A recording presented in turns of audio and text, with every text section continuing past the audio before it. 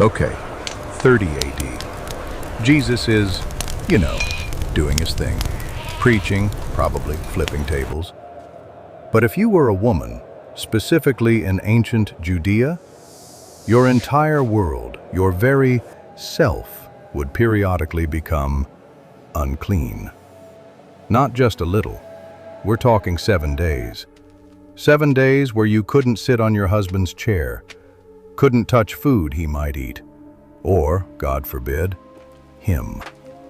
Because if you did, he became unclean too.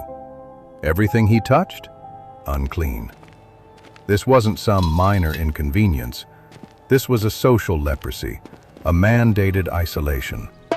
All because your body did what it was built for. Okay, so where did this whole unclean thing even come from? Not just some random superstition, right? No, this was written down, codified, in the big book itself. Leviticus chapter 15. You want to talk about ancient bureaucracy? Forget tax collectors.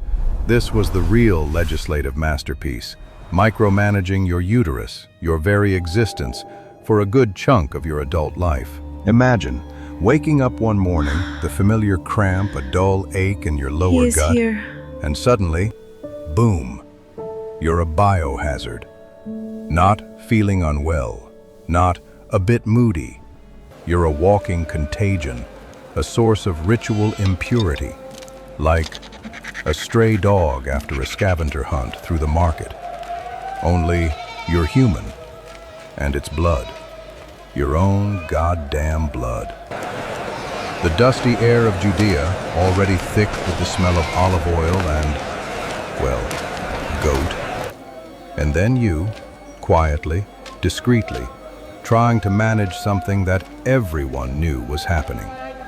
No tampons, no pads with wings, just rags, probably stained, probably reused. A whisper of iron in the air, a metallic tang that only you, perhaps, could truly detect, but others would eye you for it anyway.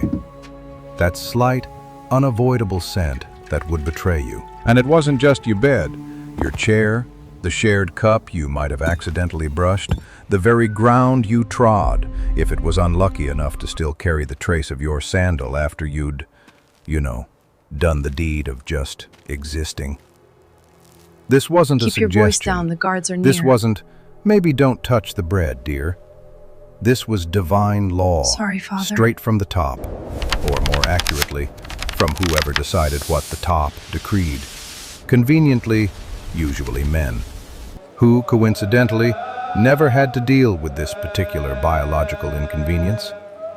Funny that. So for those 7 days, you're not just having your period, you are tameh, ritually impure, a term that implies not just dirtiness, but a kind of spiritual defilement, like your very essence was momentarily flawed, banished, not to a prison cell, not to some leper colony, but to the fringes of your own home. The subtle shift in the way people looked at you, the avoidance, the empty space around you at the well or in the cramped, sun-baked courtyard. A silence that screams louder than any shout. And you, knowing every single month it would come again. A ticking clock inside you, not just to procreation, but to exile. So this wasn't just you being impure. Oh no. That would be too simple, too contained. This was a contagion, a ritual ripple effect spreading outward from your very being. Leviticus 15 isn't vague about it. It's practically a legal brief on biohazard containment, ancient style. Anyone who touches her will be unclean until evening. Okay, so no hugs, no accidental brushes in a crowded marketplace, no communal cooking where hands might meet over a shared bowl of lentils. Already, your world shrinks. But it gets better. Everything she lies on or sits on during her period will be unclean. Think about that. Your bed, your chair, the mat on the floor where you slept. Suddenly, these aren't just personal items, they're vectors. And anyone who touches those items, also unclean. Until evening, with a full washing of clothes and bathing. It's like a game of biblical hot potato, but with spiritual defilement instead of a potato. And it lasts 7 days, every single month. Imagine navigating that. In a typical Judean home, probably one room, maybe two, people living cheek by jowl, the smell of cooking, the constant chatter, the crying baby, the dust motes dancing in the sunbeams, and then you, trying to exist in this tight space without touching anything, without being touched, without contaminating the shared rug, the water jug, the clay pots. It was an enforced performance of isolation, played out on the tiniest, most intimate stage. You couldn't just be. You had to actively avoid. Every interaction became a potential sin, a potential source of impurity for someone else. The sheer mental exhaustion of it must have been crushing. Did they have a menstrual tent? Probably not a literal tent for everyone, though some wealthier families might have had a separate room or annex. More likely, it was a designated corner, a specific mat, a set of dishes that only you could use. A constant visual reminder of your temporary status. Your children may be too young to understand, but quick to pick up on the subtle cues from their father, from other adults. Don't touch Mama's cup this week. Stay away from Mama's mat. The weight of that, the implied shame, just for existing in a female body, for fulfilling the very biological function that allowed the lineage, the tribe, to continue. Funny that. And if you're finding this deep dive into ancient, frankly baffling rules fascinating, or just completely infuriating, hit that subscribe button. We unravel the weirdest, most uncomfortable bits of history, because sometimes the past is even stranger and more brutal than fiction. Join the club. We're all a bit messed up here. So why? Why this intense, suffocating system of impurity? Some scholars, bless their rational modern hearts, try to tell you it was about hygiene, sanitation, like, oh, they just didn't have plumbing, so this was a primitive public health measure to prevent disease. Which, okay, some logical sense, maybe. Keeping blood-stained things separate? Sure, that's a basic public health tenet even today. But does it explain the spiritual defilement? The 7-day clock, even if you're spotless? The requirement for a ritual bath, a mikveh, in living water, natural running water, or a cistern filled by rain? Not really, does it? The impurity wasn't simply physical dirt. It was something else entirely, something deeper. No, it goes beyond primitive germ theory, way beyond. Think about ancient societies, their obsession with order, with cosmic balance. Blood, inside the body, is life. It's potent. It's sacred even. But when it leaves the body, especially in that uncontrolled, cyclical way, it represents disorder. Life outside its proper container. It's a boundary transgression, a blurring of the lines between life and potential death, between clean and unclean, between the sacred and the profane. And ancient peoples, they hated disorder.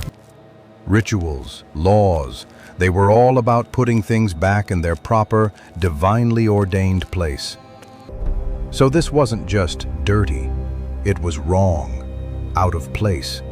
A fundamental challenge to the established order of things. And then there's the inconvenient truth that usually the people defining proper place were, you guessed it, men. Men who didn't bleed like this. Men who wrote the rules. Rules that, let's be honest, kinda put women in their place. A lesser place. A place of potential defilement. It stripped women of agency, of full participation, for a significant portion of their reproductive lives. Hard to ignore that power dynamic, isn't it? Control the body, control the narrative. Make a natural, powerful biological process into a source of exclusion and otherness. In the kindness you show to each other. Also, a quick detour. Ancient Canaanite and other pagan fertility cults. Sometimes menstrual blood was used in rituals believed to have certain powers. So, these purity laws could also be a hard line in the sand. We are not like them. Our God is a God of order, not that. A way to distinguish themselves, culturally and religiously, from surrounding practices they deemed idolatrous or chaotic.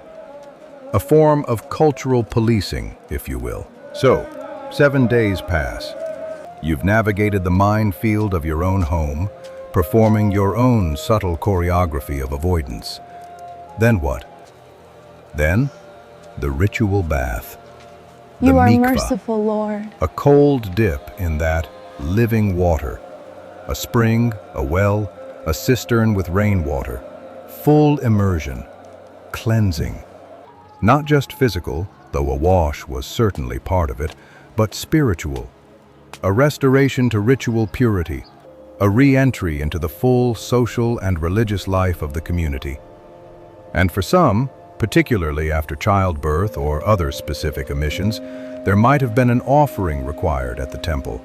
A literal cost for a natural process, for existing within your own skin. Now, flash forward to 30 AD, to Jesus. Were these rules still strictly enforced? Oh, absolutely. The Pharisees, the Sadducees, the common folk, everyone knew these laws. They were ingrained. They shaped daily life, social interactions, who you could eat with, who you could touch, who you could even sit next to in the synagogue. Enter the woman with the issue of blood. Luke 8, Mark 5. A woman bleeding for 12 years. 12 years. Not just her period, obviously, but a chronic hemorrhage, which, by the Levitical law, made her perpetually unclean, perpetually banished. No husband, no kids, no social life, no temple, no public market, no touching anyone. Imagine that life. 12 years of tameh. 12 years of exile. The isolation, the shame, the financial ruin from doctors who couldn't help. A living death defined by a constant, uncontrollable flow. And then she pushes through the crowd, a crowd she shouldn't be touching, shouldn't even be near, just to touch the hem of Jesus' garment. A desperate, defiant act. And what does Jesus do? Does he recoil? Does he chastise her for defiling him? Does he call her out for breaking sacred law? No. He says, "Daughter, your faith has healed you. Go in peace." This wasn't just a physical healing.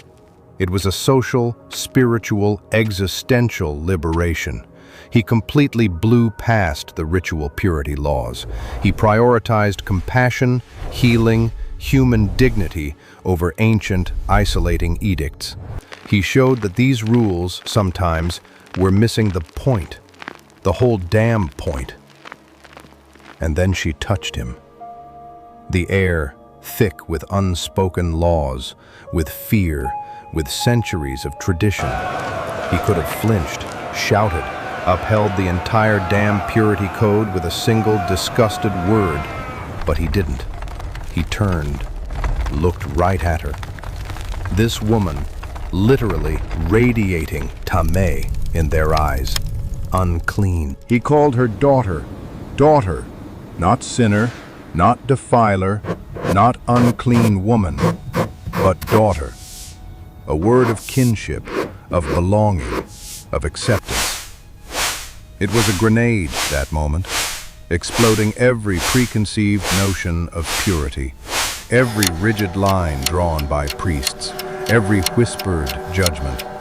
Because for 12 years she was a ghost, a non-person, defined by a biological function, by blood.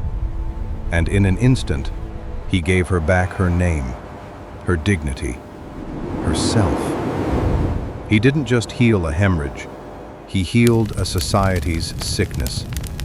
That weaponization of biology, of fear, against half the population. Think about it, the sheer audacity.